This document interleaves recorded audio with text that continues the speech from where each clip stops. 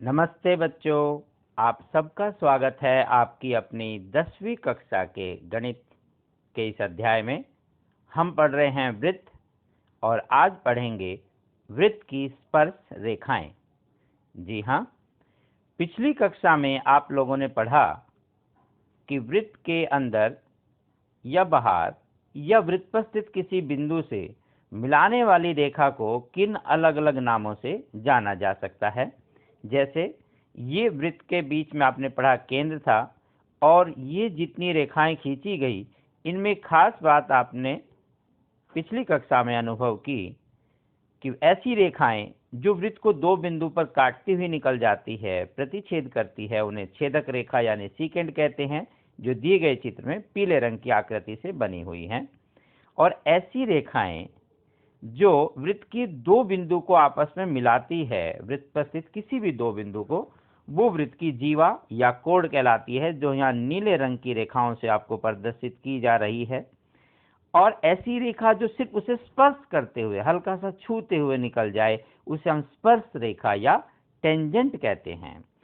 एक और खास बात आपने पढ़ी थी कि जीवा ही एक प्रकार की एक स्पेशल जीवा जब बनाते हैं, एक विशेष प्रकार की जीवा, जो जीवा तो है लेकिन उसका एक और विशेष गुण है कि केंद्र से होकर जाए तो वो एक नए नाम के साथ जानी जाती है, उसे आप व्यास बोलते हैं।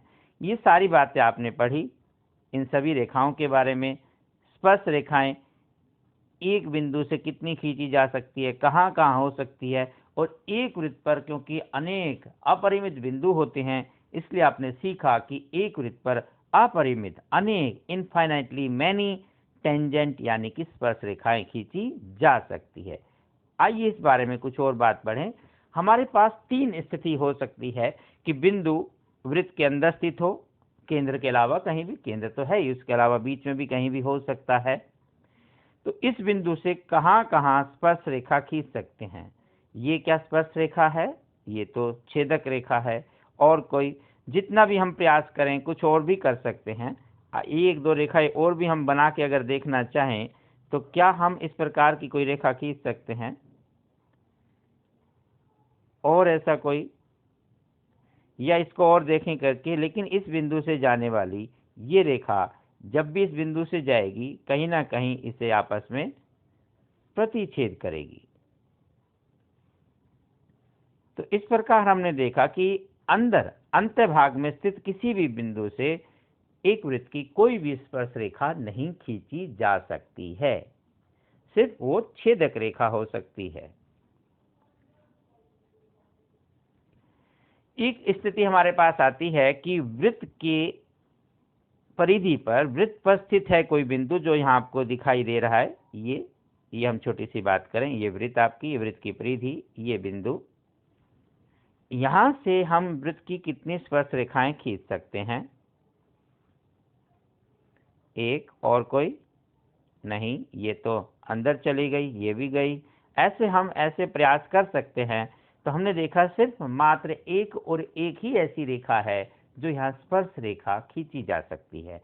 तो वृत्त पर स्थित किसी बिंदु से केवल और केवल एक ही स्पर्श रेखा खींची जा सकती है। आप एक बार फिर यहाँ भी ट्राई हम कर सकते हैं किसी और रेखांश से बना के। ये लीजिए, अगर हम यहाँ कोई रेखा बनाना चाहें इस बिंदु पर, तो ये एक ही आएगी जो इसको मैच करती है, और कहीं यहाँ पर नहीं आई। इस बिंदु से और कोई स्पर्श रेखा नहीं है, जो है वो एक ही आएगी, और सब है वो अलग अलग जगह से आ सकती है। तो इस प्रकार हमने देखा कि एक बिंदु से मात्र एक और एक ही रेखा खींची जा सकती है। जो आप लेंगे तो ये यहाँ जैसे स्पर्श करेगी तो ये संपाती हो जाएंगी। तो ये तो वही रेखा है जो हम पहले खींच चुके, यहाँ से हटा देते हैं। इसका मतलब हम वृत्त पर स्थित एक बिंदु से केवल एक ही रेखा खींच सकते हैं। आइए एक और स्थिति का सामना करें। जब देखें कि वृत्त के बाहर कोई बिंदु स्थित है, ये वृत्त है कोई, ये इसके बाहर एक बिंदु है। इस बिंदु से इस प्रकार हम कितनी रेखाएं यहाँ खींच सकते हैं, वो थोड़ा सा करके देखते हैं। एक, ओहो, लेकिन क्या ये स्पर्श रेखा है? बिल्कुल नहीं। फिर भी देखें, जितनी भी रेखा यहाँ से खींची जा सकती है हम ऐसे बारी बारी करते हैं। इनमें लेकिन स्पर्श रेखा कौन सी है? स्पर्श रेखा वही जो वृत्त को स्पर्श करते हुए निकले कि ये, और भी कोई नजर आ रही है इसके अलावा?